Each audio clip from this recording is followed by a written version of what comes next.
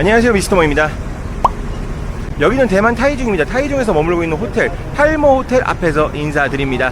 이번 영상은 타이중에서의 공식적인 마지막 일정을 보여드릴 예정입니다. 타이중 시내를 보여드릴 건 아니고 타이중에서 조금 멀리 떨어진 곳을 가볼 건데 1월담이라는 호수를 가볼 겁니다. 1월담으로 가는 버스 티켓은 제가 KK데이를 통해서 다 신청을 해놓은 상태인데 일단 사무실이 어딘지 예약한 걸 어떻게 쓰는지부터 확인을 해봐야 될 것 같아요. 그래서 사무실로 먼저 가보도록 하겠습니다. 호텔에서 걸어서 갈 수 있는 곳이고요. 1월담은 과연 어떤 곳인지 저 미스터모와 함께 같이 가시죠.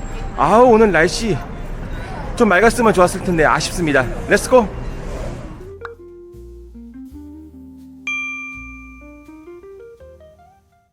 제가 머물고 있는 호텔이 바로 여기 팔모 호텔이죠. 여기 주변으로 버스 사무실이 정말 많은데요. 그 중에서 제가 오늘 1월담으로 가게 될 버스를 타야 되는데 그 버스 사무실이 어디인지부터 찾아야 됩니다. 제가 지도를 보니까 요 길 따라서 쭉 올라가면 있다고는 하는데 뭐 처음 가는 거라서 확실치가 않아요. 일단 가서 사무실부터 찾아보고 제가 예약한 QR코드를 쓸 수 있는지 확인해 봐야 될 것 같습니다. 난터우 버스 사무실에 도착을 했습니다. 여기서 1월담을 갈 수 있죠. 써있죠. 저는 KK데이를 통해서 예약을 했는데 여기로 오라고 알려주더라고요. 예약 시에는 QR코드를 받았는데 그 QR코드를 가지고 저기 있는 사무실에 가서 기기를 통해서 티켓으로 바꾸면 됩니다.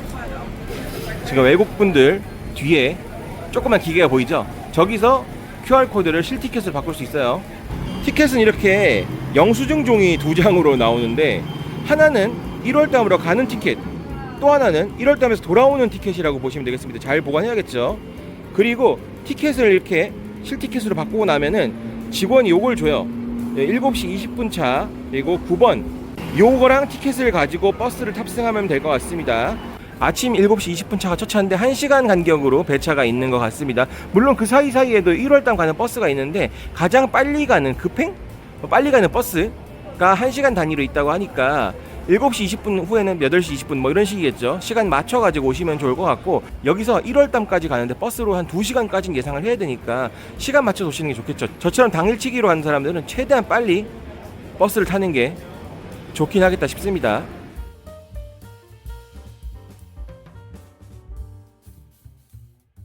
솔직히 저도 어떻게 하는지 몰라가지고 사무실 앞에서 버벅버벅 대고 있으니까 직원이 살짝 한심하다는 눈빛으로 쟨 저기서 뭐 하는 걸까 하면서 알려준 건 있습니다. 남자 직원분이 영어를 굉장히 잘 하시네요. 요분 덕분에 저도 무사히 표를 끊을 수 있었고요. 탑승에 대해서 설명을 못 들었는데 뭐 이 티켓 버스 오면 보여주면 할 수 있겠죠.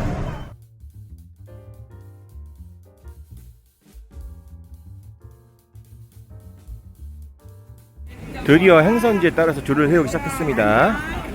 이쪽 오른쪽 줄은 초록색 티켓, 저는 빨간색 티켓, 빨간색 티켓 줄은 여기인 것 같아요.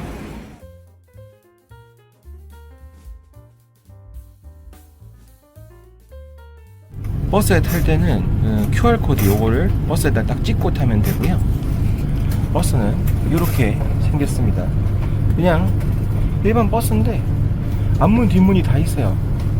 시내버스와 고속버스가 융합된 형태 같은 걸로 보여집니다.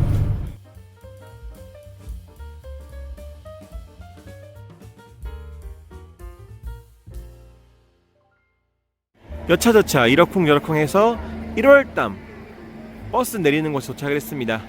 저기 제가 타고 가던 버스가 보이죠?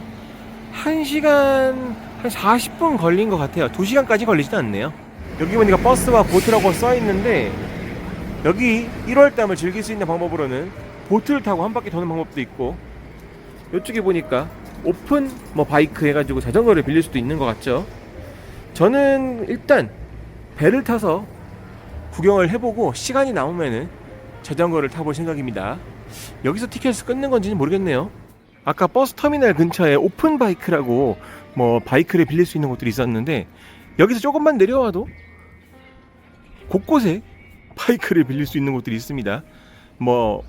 전기 자전거가 됐든 오토바이가 됐든 대여는 가능하니까 기호에 맞게 고르시면 될 것 같아요. 가게가 오히려 많아서 문제지 빌릴 곳은 천지 삐까리다 정도로 보시면 되겠네요.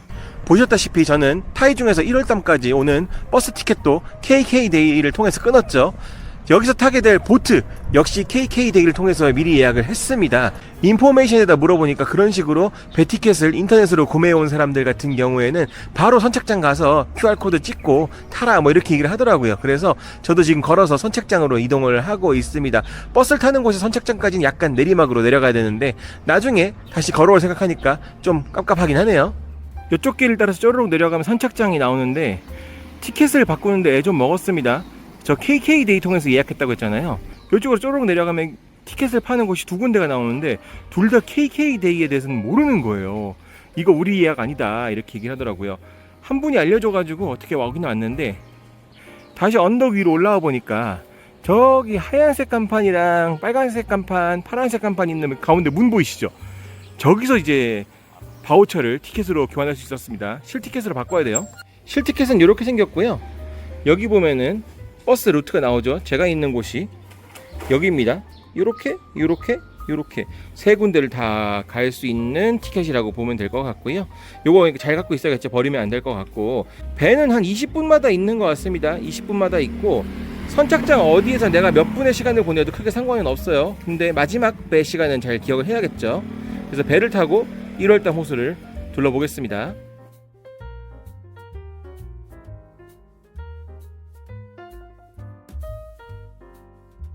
여차여차 배에 탔습니다. 역시 처음 해보는 일에는 항상 난관이 따르는 법이네요.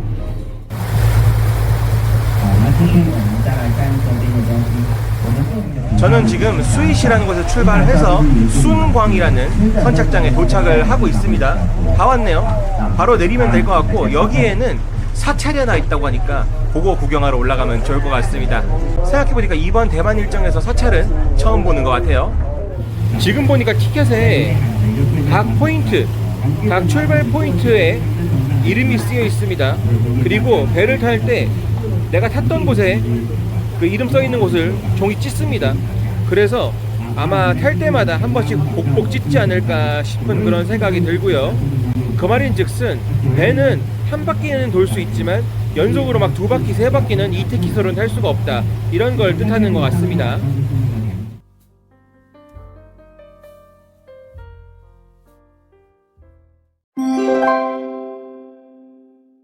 첫 번째 선착장에 도착했습니다. 아닌가? 내가 출발한 데가 첫 번째라고 치면 여기 두 번째라고 보는 게 맞겠네요. 아까는 부랴부랴 배 타느라 제대로 못 봤는데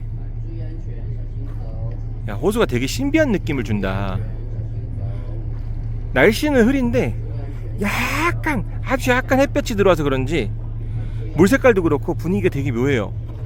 지금 뒤쪽으로 보이는 곳이 순광이라고 하는 선착장입니다. 입구에 들어서자마자 뭔가 되게 중국스러운 노래가 흐르고 있습니다. 그리고 이쪽에 보니까 배를 탈 수 있는 장소가 여럿 있네요. 내가 타고 왔던 배 회사를 잘 봐야 될 것 같습니다. 아마 회사별로 조금씩 다른 것 같긴 한데 제가 타고 왔던 배가 어디에 섰는지를 잘 기억을 해둬야지 나중에 다시 타고 나갈 때 헷갈리지 않을 것 같습니다. 일단 올라가 볼게요. 순광이라고 하는 선착장이기도 하지만 여기서부터가 사찰 현광사의 입구입니다. 저 위로 올라가는 계단이 보이네요. 눈물 납니다.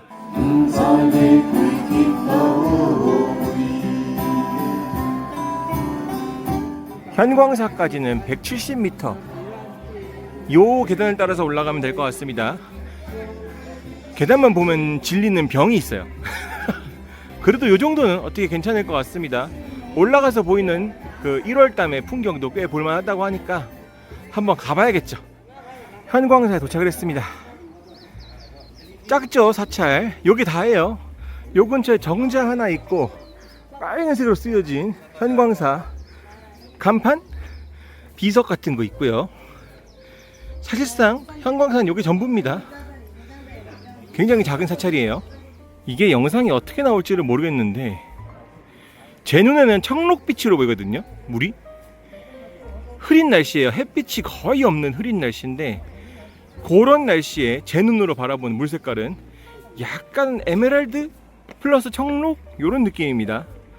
1월달 호수가 요런 톤의 호수였다 싶네요. 근데 영상이 어떻게 담길까? 나중에 편집을 좀 해봐야 될 것 같아요.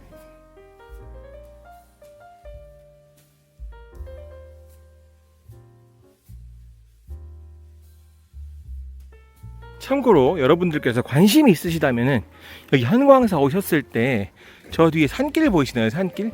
저 산길 따라서 등산을 하게 되면은 산 정상도 올라갈 수가 있고 CN탑이라고 하는 탑도 볼 수가 있다고 합니다.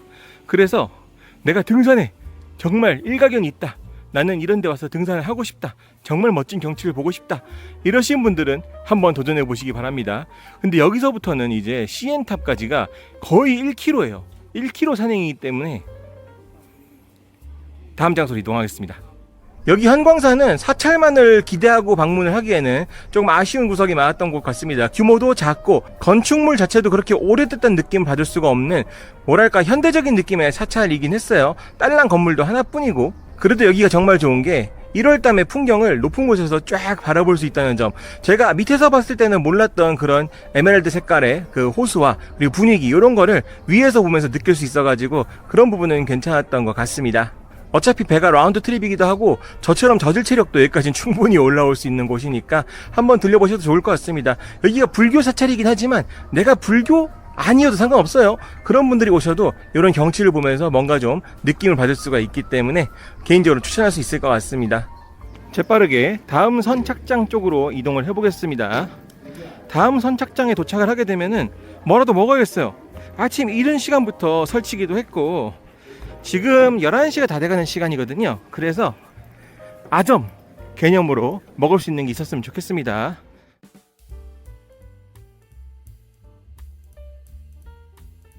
한 10분 정도 이동한 것 같아요. 이다샤오 선착장에 도착을 했습니다.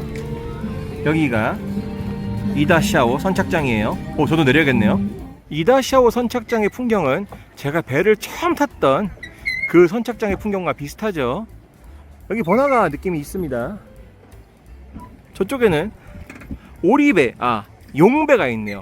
오리배처럼 생긴 용배가 있습니다. 왠지는 모르겠지만 개구리 친구들도 있고 여기도 관광객분들한테 인기가 많네요. 근데 보통 호수에 개구리가 사나요? 여기서도 버스킹을 하고 있네요.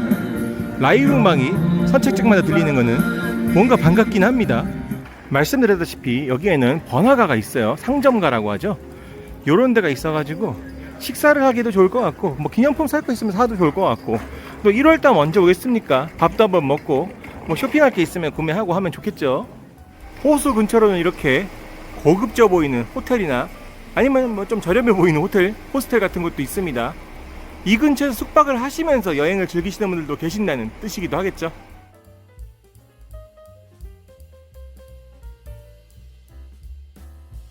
가볍게 거리 둘러보면서 밥 먹을 곳을 찾고 있는데 둘러보니까 금액대가 여기 관광지라는 걸 감안하면은 꽤 저렴한 편입니다. 음식값이 많이 안 비싸요. 이런 건 우리나라도 좀 보고 배워야 되지 않나. 우리나라는 관광지 근처에 식당이나 뭐 먹거리만 있으면 다 비싸잖아요. 근데 대만은 그렇지 않습니다. 오히려 허름해 보이는 가게일수록 훨씬 저렴해요. 도심 이런 데보다도 저렴하고 심지어는 이종이 야시장 이런 데서 봤던 음식값보다도 저렴하게 보일 때가 있습니다. 뭐 이제 관광지마다 조금씩 다른 특성을 가지고 있긴 하겠지만 한국의 관광지들은 그 주변에 상권 물가가 너무 비싸서 좀 의학스러울 때가 있잖아요. 여기는 좀 그렇지 않아서 꽤 괜찮은 것 같습니다. 밥을 먼저 먹을까 잠깐 고민을 했는데 갑자기 산길에 와 있죠. 제가 번화가라고 했는데 번화가를 둘러보니까 아직 오픈하지 않은 가게들도 있어요. 11시가 조금 넘은 시간임에도 불구하고 오픈하지 않은 가게들이 좀 보여가지고 일단 다른 곳을 먼저 이동을 하고 있습니다. 어차피 그 선착장은 좀 이따 다시 배 타러 가야 되는 것도 있기 때문에 어차피 돌아가는 길에 밥 먹어도 상관은 없어요. 일단 지금 가고 있는 곳은 선착장에서부터 걸어서 1km 거리에 있는 곳입니다. 구글맵이 알려주는 대로 오곤 있긴 한데 이상한 산길 차도를 알려주고 있어. 걸어가는 건데 지금 보니까 밑에 이렇게 또 사람이 다닐 수 있는 길이 있는데 굳이 내가 왜 이렇게 산을 올라와서 고생을 하고 있나 모르겠어요. 여튼 지금 가고 있는 곳은 저 원형 돔 형태의 건물입니다. 저기는 바로 케이블카를 타는 곳이에요. 여차저차 이러쿵저러쿵 케이블카 탑승장에 왔습니다. 아우 산길 따라서 오니까 힘드네요. 케이블카 티켓을 미리 구매하지 못했으니까 여기서 사야 될 것 같네요. 성인 기준으로 380 NTD 로프웨이 보딩 입구 티켓은 이렇게 생겼습니다. 이런 느낌이에요. 탑승 차량은 레귤러 캐빈이 있고 사쿠라 퀸 캐빈이 있는데 벚꽃 여왕 캐빈은 도대체 뭘까? 막 벚꽃 그림 있는 걸까? 아, 줄도 따로 세우네요. 사쿠라 여왕 캐빈이 저건가 봐요. 분홍색. 뭐 다른가? 바닥이 뚫려 있는 그런 건가? 오늘도 보시다시피 케이블카 전세였습니다. 평일이라 그런지 타는 사람이 많지 않네요. 대기도 한 3분, 4분밖에 하지 않았습니다. 혼자 왔는데 그냥 혼자 막 태워버리네. 좋습니다. 사실 케이블카는 탈까 말까 고민도 많이 했습니다. KK데이를 통해서 티켓을 구매할 수도 있었어요. 그렇게 하면 좀 더 저렴하기도 하고. 벌써 뒤에 이렇게 호수의 경치가 조금씩 보이긴 하죠. 그리고 아까 상점가에서 요런 마그넷도 하나 구매했어요. 요거 80NTD에 구매를 했고, 마그넷 모으는 걸 좋아하는데 그렇게 많이 사는 편은 아닙니다. 각 지역별로 한 개씩 혹은 안 살 때도 있습니다만, 제가 여기 1월담은 제 인생에서 다시 올 일이 있을까 싶어요. 그 정도로 여기 위치도 좀 애매하고, 대만 여행을 올 때 1월담을 위해서 움직인다? 그건 좀 아닌 것 같아서 이번 여행 이후에는 1월담을 오기가 좀 힘들 것 같다 이렇게 판단을 했고, 1월담에 관련된 이런 마그네틱을 지금 사두는 게 좋겠다 생각이 들어가지고 쇼핑도 한번 해봤습니다. 그러고 보니 케이블카로 이동하는 동선이 생각보다 긴 편입니다.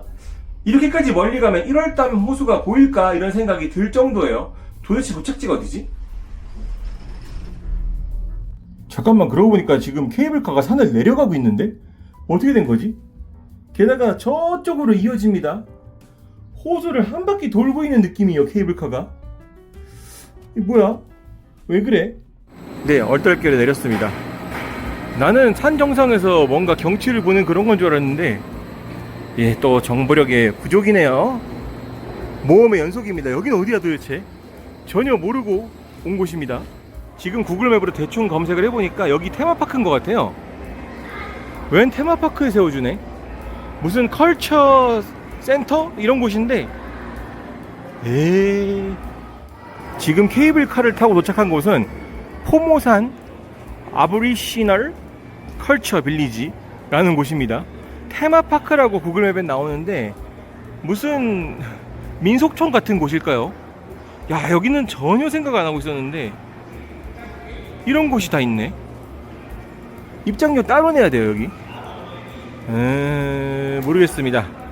제가 기대했던 건 케이블카를 타고 호수의 경치를 볼 수 있는 뭐 그런 거였는데, 뭐 케이블카를 타고 호수의 경치를 볼 수는 있었습니다만 결과적으로 목적지가 산 꼭대기나 뭐 그런 건 아니었고, 이런 민속촌에 데려다주는 케이블카일 거라고 생각을 못했습니다.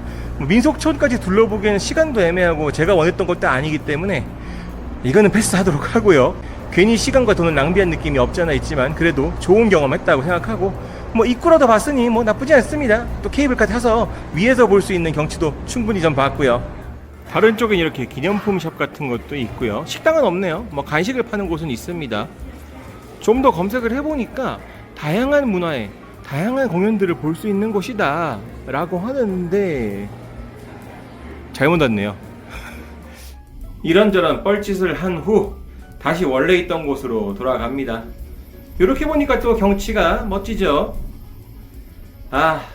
아쉽긴 하지만 그래도 좋은 경험했다 생각하고 다시 배를 타러 이동을 하겠습니다. 뭔가 여기 케이블카 타는 곳에도 식당이 있는 것 같죠. 산 넘고 물 건너왔더니 배가 고픕니다. 선착장 근처에서 밥을 먹을까 했는데 여기서 먹는 것도 좋을 것 같아요. 메뉴도 꽤 괜찮아 보이고요. 사실 선착장에서 식사를 하면은 음식 하나당 40, 50 NTD 요 정도 저렴한 금액으로 식사를 할 수 있는데, 일부러 이런 고급져 보이는 곳으로 온 것은 뭐니 해도 여기서부터 또 1km 정도를 걸어가야지 선착장에 도착할 수 있다는 그런 빡셈도 좀 있고요. 많이 지치기도 했고, 그리고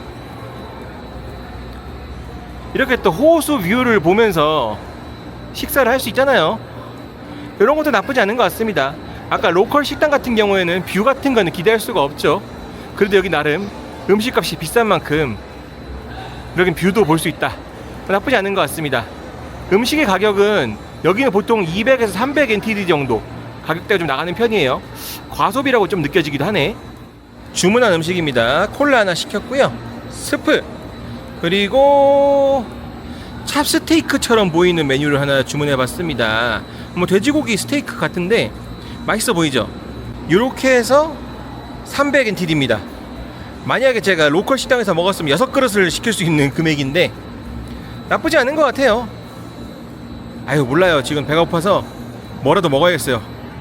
지난 영상에서 이미 대만식 스테이크는 다룬 바 있기 때문에 뭐 이런 걸 따로 쇼츠로 찍을 건 없을 것 같고 먹어보고 맛 표현 정도만 해드리면 좋을 것 같습니다. 케이블카 선착장 안에 있는 푸드코트에서의 식사인데 뭐 푸드코트니까 얼마나 퀄리티가 좋겠냐 이런 생각도 들지만 그래도 한 그릇에 한 12,000원 넘으니까 뭐 어느 정도 기대를 하고 있습니다. 스프부터 먹어볼게요. 또 옥수수 스프. 맛있는데 대만 사람들은 옥수수 스프를 그렇게 좋아하나 봐요.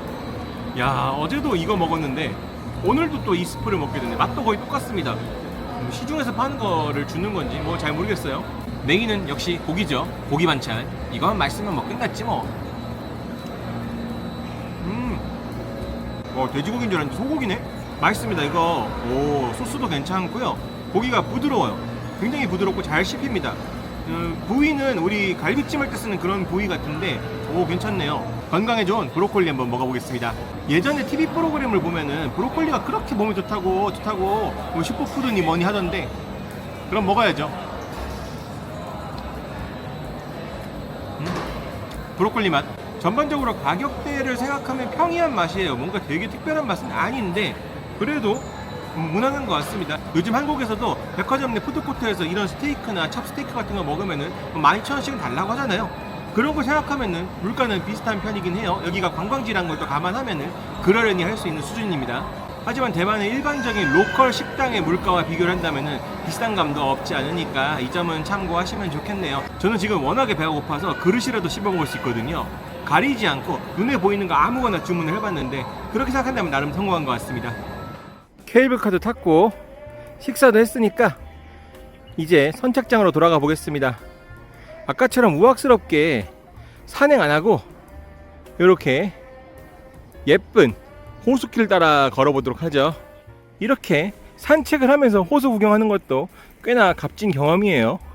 1월담 호수가 대만에서도 굉장히 유명한 호수 중에 하나라고 하는데 실제로 와서 보니까 그렇겠다 싶긴 합니다. 크기도 규모가 엄청 크고요. 물 색깔이 굉장히 독특해요. 여기 좋다. 제가 지금 걷고 있는 호수 데크길, 이 데크길은 제가 봤을 때는 딱 인도로 보이는데 자전거를 타고 지나가시는 분들도 꽤 계십니다. 앞서 몇몇 선착장에서도 보셨겠지만 이 근처에는 자전거나 전기자전거를 빌릴 수 있는 곳들이 많잖아요. 그런 걸 대여해서 이 길로 다니는 분들이 꽤 계신데 그게 되는 건지 모르겠어요. 한국에서는 이런 데크길에서 자전거는 못 하잖아요. 데크길을 빠져나오니까 이렇게 또 아스팔트 길로 돼 있긴 하네요. 이렇게 보면 또 자전거가 다닐 수 있는 것 같기도 하고 그런데 사실 여기 1월담 인근에는 굉장히 예쁜 자전거 길이 있다고도 알려져 있고 유명하기도 해요. CNN 선정 세계에서 가장 예쁜 자전거 길 탑 10 중에 하나가 여기 1월담 근처라고 하는데 시간이 된다면은 자전거를 타고 그 길도 한번 가볼 수 있으면 좋겠다 싶습니다. 처음 배를 탔던 그곳 근처라고 하는데 거기서 자전거를 빌릴 수 있으면 좋을 것 같아요. 사실 지금 시간이 조금 빠듯해서 자전거를 탄다고 해도 한 1시간? 2시간까지는 못할 것 같아요. 그 시간 안에 제가 길 잃어버리지 않고 제대로 그 CNN 선정 자전거 길을 갈 수 있을지 미지수긴 하지만 이왕 왔으니까 어떻게든 한번 도전할 수 있도록 해보겠습니다. 여기까지 왔는데 CNN 선정 자전거 길 한 번은 가봐야 되지 않겠습니까? 그쵸? 여차저차 이러쿵저러쿵 선착장에 도착을 했습니다. 이제 배를 타고 다시 돌아갈 일만 남았네요.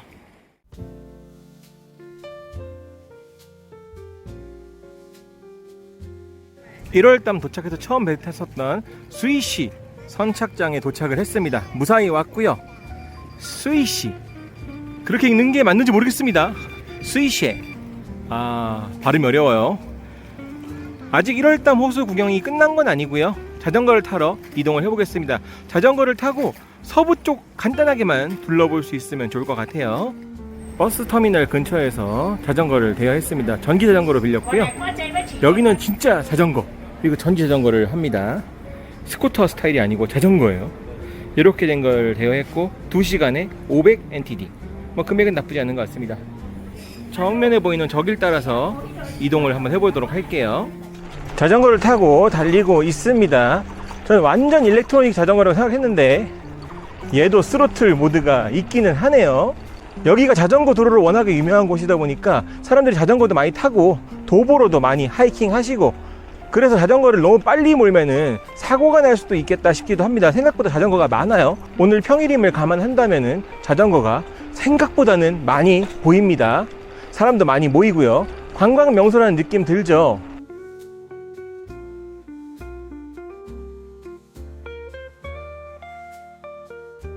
달리다 보면은 이렇게 예쁜 경치를 볼 수 있는 곳이 수시로 나옵니다. 여기도 기가 막히죠. 사람들 여기서 많이 사진도 찍고 그럽니다. 이게 배에서 보는 경치랑은 또 다른 매력이 분명히 있는 것 같아요. 자전거를 달리면서 혹은 예쁜 포인트가 나오면 잠깐 세워서 이렇게 구경하는 매력 있는 거죠. 그리고 일부 코스 같은 경우에는 자전거를 끌고 가세요라는 표시가 나옵니다. 이럴 때는 반드시 자전거를 끌고 가야 됩니다. 다른 사람들도 지금 그렇게 하고 있죠. 저 또한 일부 코스는 자전거에서 내려서 끌고 이동을 해야 되지 않을까 싶긴 해요. 그냥 달리면 심심하니까 자전거에 대한 TMI를 좀 풀어볼게요. 저는 자전거를 중학교 2학년 때인가 처음 타봤습니다. 많이 늦었죠? 근데 그건 어디까지나 타봤다 의 의미인 거고, 실제로 자전거를 제대로 배워서 운영을 했다, 내가 직접 운전했다 하는 거는 대학교 2학년 때인가 대학교 1학년 때인가 그때쯤이었습니다. 제가 친구들과 MT를 갔는데 그냥 가평인가를 갔거든요.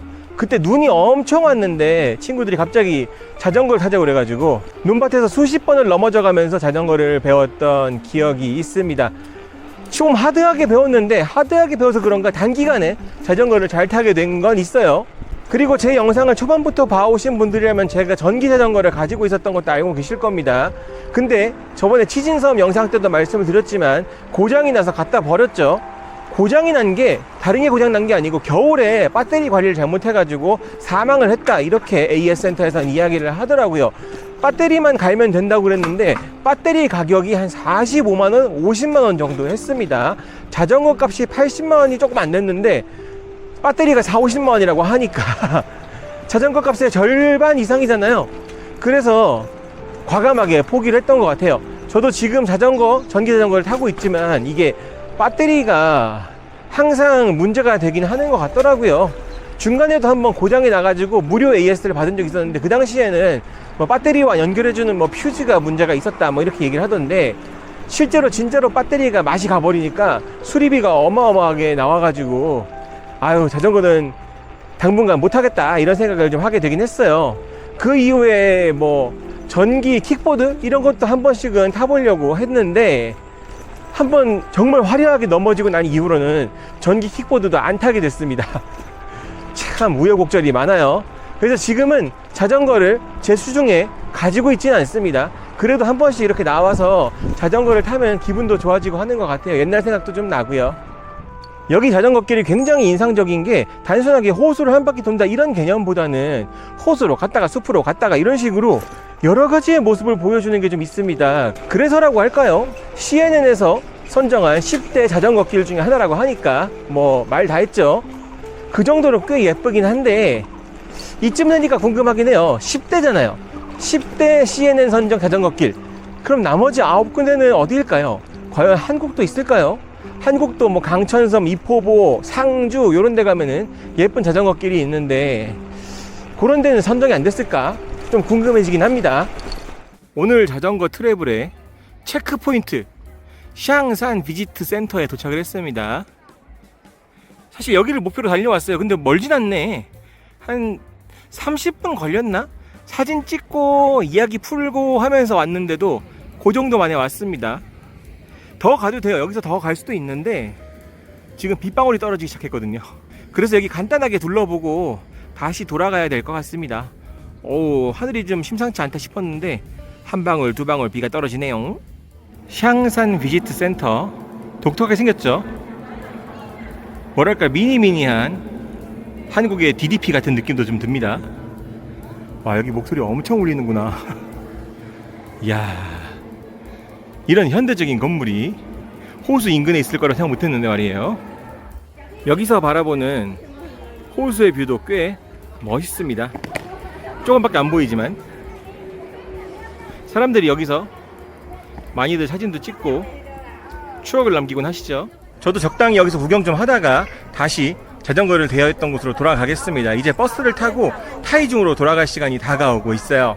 1월달 자전거 길은 지금 영상으로 보여드리는 게 전부가 아닙니다. 저는 극히 일부만 움직인 거고 그냥 맛만 봤다 정도라고 생각하시면 될 것 같은데, 그래도 그 맛이 정말 괜찮았기 때문에 만약에 1월달 오시는 분들은 자전거도 한 번씩 꼭 타보시길 바래요. 진짜 분위기도 좋고 자전거 길이 한국에서 보는 거랑은 또 다른 느낌이기 때문에 도전해보시기에 정말 괜찮은 장소가 아닌가 생각이 들어요.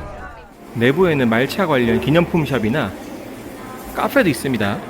빵도 팔고요. 이왕 말차집이었으니까 말차도 한번 마셔봅니다. 100NTD짜리 아이스 말차예요. 그러고 보면 대만에서 밀크티는 많이 먹어봤어도 녹차나 말차 계열은 또 처음 먹어보는 것 같습니다. 이건 일본이 유명하지 대만은 어떨까요? 마셔볼게요. 부드럽지만 씁쓸한 맛. 100NTD라고 생각하면은 뭐 괜찮은 것 같습니다. 한국돈으로 지금 4,000원이 조금 넘는 금액이잖아요. 무난한 맛이고요. 날씨 더울 땐 이런 게 좋지 뭐. 티가 날지 모르겠지만 본격적으로 비가 내리기 시작합니다. 생각보다 빗방울이 굵어요. 우산이 없는 건 아니지만 자전거를 타고 우산을 끄는 게 생각보다 쉽지 않기 때문에 좀 빗방울이 조금이라도 덜할 때 빨리 달려서 이동을 해야겠습니다. 여기서부터 안 쉬고 가야겠어요. 아시다시피 전기자전거는 비에 취약하기 때문에 빠른 이동이 급선무일 것 같습니다. 날은 맑은데 비가 오는 거, 호랑이 장가가는 날씨. 꼭 자전거 탄다고 폼 잡은 날 이러더라고. 그래도 1월달 호수 구경할 때는 좀 괜찮았기 때문에 그러려니 하는데 마지막에 자전거를 타고 돌아갈 때 옷 다 젖겠어요 지금. 괴롭다 괴로워. 그래도 이 비 사이를 뚫고 마저 1월달의 경치를 눈에 담고 여행을 마무리하려고 합니다.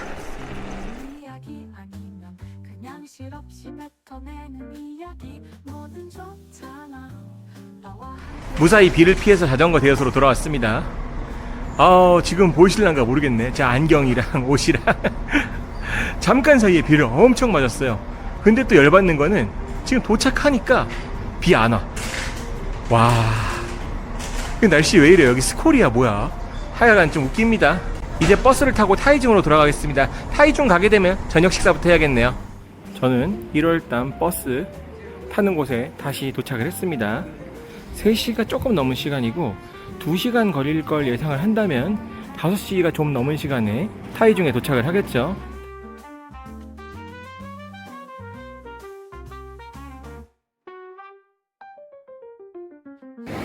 버스를 타고 무사히 호텔에 도착을 했습니다. 팔머 호텔, 제가 머무는 곳이죠. 1월달에서 여기까지는 2시간이 안 걸렸습니다. 1시간 40분? 생각보다 빨리 왔어요. 자, 어떻게 보셨나요? 지금까지 타이중 출발 1월달 여행 함께 하셨습니다. 솔직히 타이중 여행하시는 분들한테 1월달을 가셔라 이렇게 추천해드리긴 어려워요. 차로 1시간 반에서 2시간 걸리는 곳이고 서울에서 청주 혹은 대전까지 가는 거리랑 비슷하기 때문에 시간을 들여서 여기를 꼭 가셔라 이렇게 제가 말씀드리긴 다소 좀 부담스러운 감은 없지 않아 있습니다. 하지만 타이중 자체가 그렇게 막 재밌는 도시가 아니고 여행지가 그렇게 많은 곳도 아니에요. 그리고 또 타이중 가시는 분들이 일부러 시간 내서 1월달도 많이 가신다고 해가지고 저로서도 좀 궁금했거든요. 그래서 어떤 곳인지 알아볼 겸사겸사 해서 1월달 다녀왔는데 개인적으로는 좋은 시간이 되었습니다. 대만에서 이렇게 멋진 호수를 볼 수 있을 거라고 생각도 못했고 공기 좋고 그리고 또 산책하기 좋고 자전거 타기 좋고 날씨가 좀 안 받쳐줘서 그렇지 꽤 괜찮은 장소가 아니었나 개인적으로 생각해요.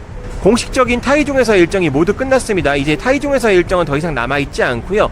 내일은 바로 타이중에서 가오슝으로 다시 넘어갈 예정입니다. 가오슝에서도 일정이 다 끝나긴 했지만 뭐 할 게 조금 남았으니까 그 부분은 다음 영상에서 확인하시면 좋을 것 같네요. 지금까지 미스터 모였습니다. 다음 영상 좀 더 즐겁고 알찬 영상으로 인사드리겠습니다. 감사합니다.